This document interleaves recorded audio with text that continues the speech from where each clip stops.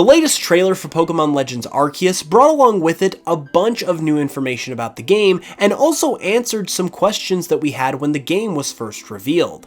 However, it also brought along with it some questions of its own and has left us with some mysteries that we're pretty much gonna have to figure out for ourselves if we want any answers to them.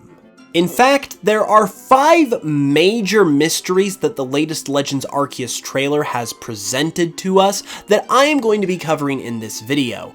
All of these things are really intriguing, but don't have any kind of answer to them at this point, and speculating and trying to figure out what exactly is going on with these mysteries is going to be the subject of today's video, so without further ado, let's dive right in. Okay, so first and foremost is probably the most prominent and head-scratching mystery that we got from the latest Legends Arceus trailer, and that concerns the name of the region we are going to be playing in this game, which is not the Sinnoh region, but instead the Hisui region. While it's very clear that the setting of this game is ancient Sinnoh, and the trailer also mentions it as such, it also states that at this time in history, the Sinnoh region is known as the Hisui region, and it's only throughout the course of the game that it will come to be known as Sinnoh. So naturally, the question here is, why is Sinnoh known as Hisui at this time, and where does the Sinnoh name ultimately eventually come from? From a lore perspective, it's really hard to say because we have literally never seen anything like this in the Pokemon world before. Sure, there are places in our own world that can get different names and have their names changed over time, and I'm sure that's what Sinnoh is referencing here with its ancient name of Hisui. But in terms of the lore side of things and where this name originally came from and why the name was changed to Sinnoh and where the name Sinnoh comes from within the Pokemon world, that is a big toss-up. However, it does seem like we're going to answer that question in the game itself, because of course, this game is all about setting up what will ultimately become the modern Sinnoh region and kind of explaining how Sinnoh ended up the way it is in the modern Pokemon Diamond and Pearl games. Sinnoh's name apparently has to do with mysteries as far as its etymology is concerned, according to Junichi Masuda. So the name Sinnoh within Legends Arceus most likely is going to come about as a result of the legendary Pokemon, since the myths and legends of the Pokemon world is what this region is all about. However, what event ultimately causes the name change? Why is this region known as Hisui in the first place? Considering this is actually going to be a pretty key plot point in the game as far as the name change is concerned, I'm pretty confident that we will hear some backstory on both of these names and will ultimately see the name change over itself, but in terms of the events that are behind both of these names, it's really hard to say how that's going to go down without more information, so ultimately we're just going to have to wait and see. Another thing that was revealed in the latest trailer for Legends Arceus that is a real head-scratcher are the new Hisuian form Pokemon. Now, these are basically the ancient form / Sinnoh form Pokemon that everyone, including myself, have been asking for, so it's great to see that they're actually a legit thing, but they kind of cause some continuity issues as far as their existence within not only this current past iteration of the Pokemon world, but also the modern day Pokemon world that we're so used to seeing in basically every other Pokemon game. While it hasn't been stated officially within the game or its trailers yet, we can assume that these Pokemon exist because they have yet to adapt into the modern day forms that we know from the other Pokemon games. These are truly ancient form Pokemon that will evolve over time, or at least that's what we can assume. And that's all well and good because it just adds another awesome wrinkle into the regional variant concept. However, there is a huge problem if this is indeed the case.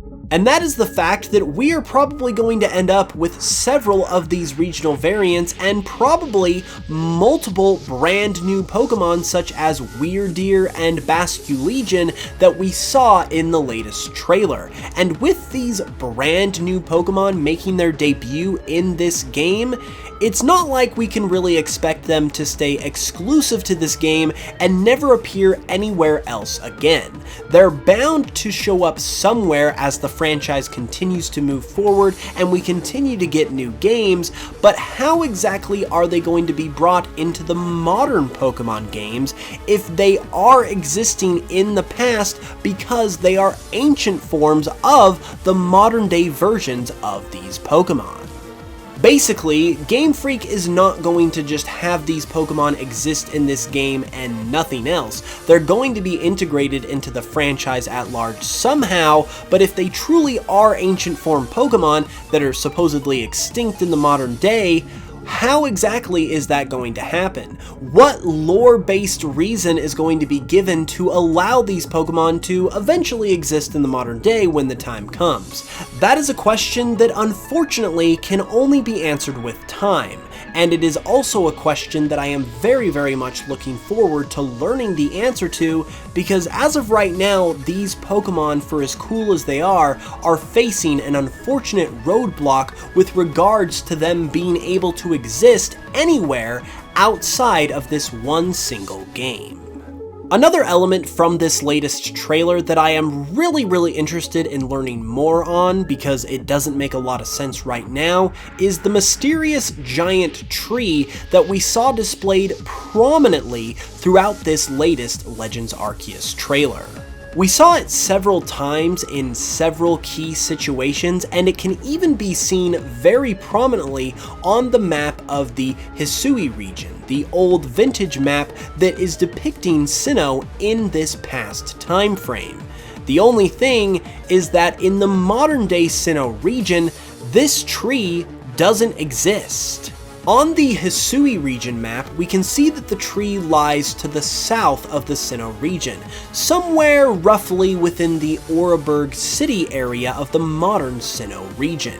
However, it's very clear that no big tree like this resides not only in this area of the modern Sinnoh region, but anywhere within the modern Sinnoh that we know of at all. So the question here obviously is, what is this tree, why does it seem so important, and why does it seemingly disappear in the modern Sinnoh region? I don't want to get my hopes up too high for some kind of big answer to this one, because the last time we encountered a big tree in a Pokemon game that looked really important, it didn't end up being as important as it looked. So I'm going to hope for the best and just kind of hope I'm surprised with this particular tree, but I think it will ultimately prove to have some bearing on the plot of Legends Arceus, and I really hope they explain not only why it seems so important, but where it goes upon Sinnoh ultimately becoming what we know it to be in the modern day. One of the scenes that we see this tree in that makes it so important is a scene involving some mysterious lightning that strikes down on Sinnoh that ultimately causes the Pokemon living here to go completely berserk and start attacking the player. While it not only makes this tree seem all the more important, it also brings up another question of what exactly this lightning is and where it has come from. It's obviously causing the Pokemon of Sinnoh to become angry to the point where they're willing to attack you as the player and not just your Pokemon, but why exactly is it doing this, and where did it come from? There have been some theories that have started to float around already with regards to what this lightning could be and where it came from, but personally it actually reminds me a decent amount of Dynamaxing, because as we learned in Pokemon Sword and Shield, when the Darkest Day occurred, which is basically the origin of Dynamaxing in Galar, it also caused Pokemon to Dynamax and kind of rampage out of control in a similar vein to what we see in Legends Arceus. Of course, you don't have Pokemon growing giant like they do with Dynamaxing, but given there are similarities and given that Legends Arceus is a Generation 8 title, it makes me interested to see if there's any kind of parallel here or any kind of connection to Dynamaxing specifically. There have been suggestions that this lightning could have something to do with Arceus, but we don't have enough info to know for sure at this time, so unfortunately, we're just gonna have to wait before we can get a final answer on this one. And last but not least is the everlasting mystery surrounding what we now know to be the Galaxy Team. During the first trailer for Pokemon Legends Arceus, many people gravitated toward a mysterious symbol that appeared that seemed to heavily resemble the Team Galactic logo. And sure enough, in this latest trailer for Pokemon Legends Arceus, we have found out that that logo is the logo for the Galaxy Team. The Galaxy Team are a group of researchers who are ultimately employing you to help them learn more about Sinnoh's Pokemon and create Sinnoh's first Pokedex, but it seems like there is much more to them than just that.